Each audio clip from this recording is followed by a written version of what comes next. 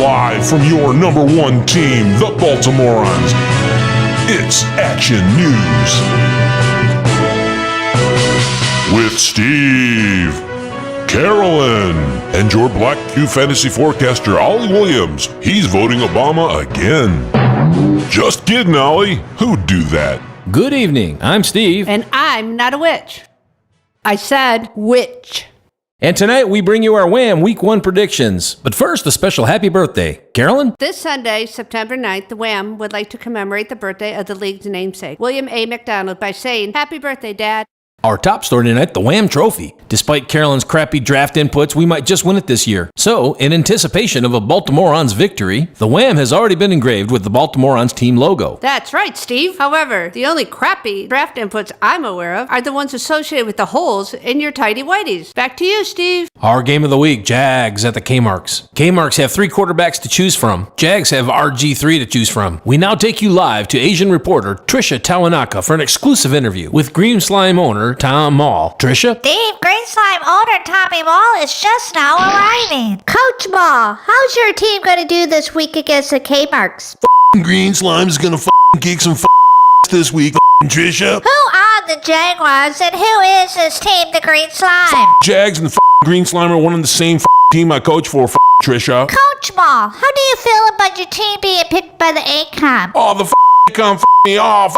I'm gonna kill the ACOM. ACOM.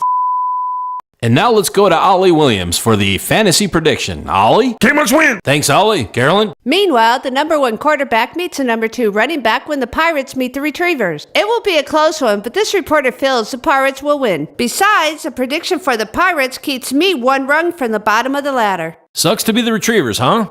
So now over to Ollie Williams for the actual fantasy prediction on this game. I say them dogs win big. Thanks, Ollie. 4 years ago, there was a change. It's gone downhill for everyone. Because the Mud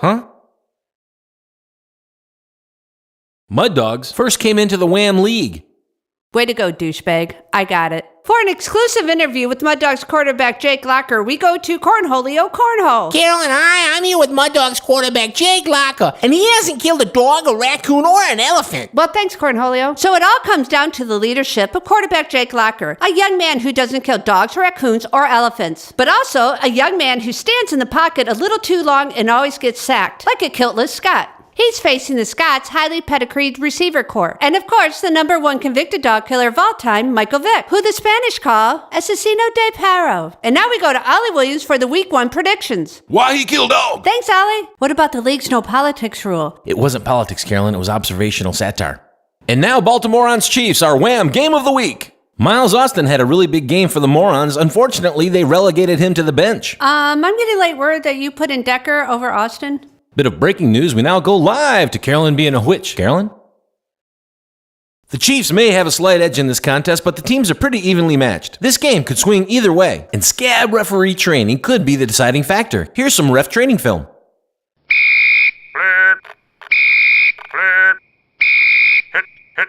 We now go live to Ollie Williams revealing his prediction for the Baltimoreans and Chiefs game. Morons win it all. Thanks, Ollie.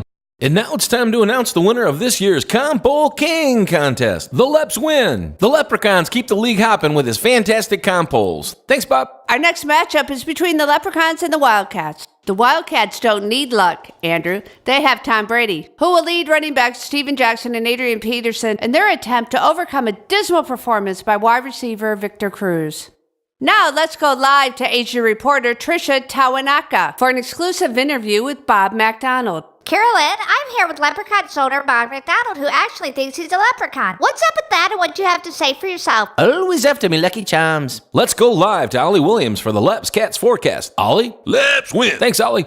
Well, that does it for Week 1 predictions. Now we just sit back and relax for the rest of the season. Of course, some of you may want a prediction for that extremely important Hammerheads Crush game. Now, Steve, who could predict the outcome of that crappy game? I know, let's ask Trisha. Carolyn, yeah. Don't really care, but I say Hammers. I'm going to have to go with the Crush, because the Hammers are wacko for Flacco. It's the Crush. I still say Hammers. Well, that's it for the Morons.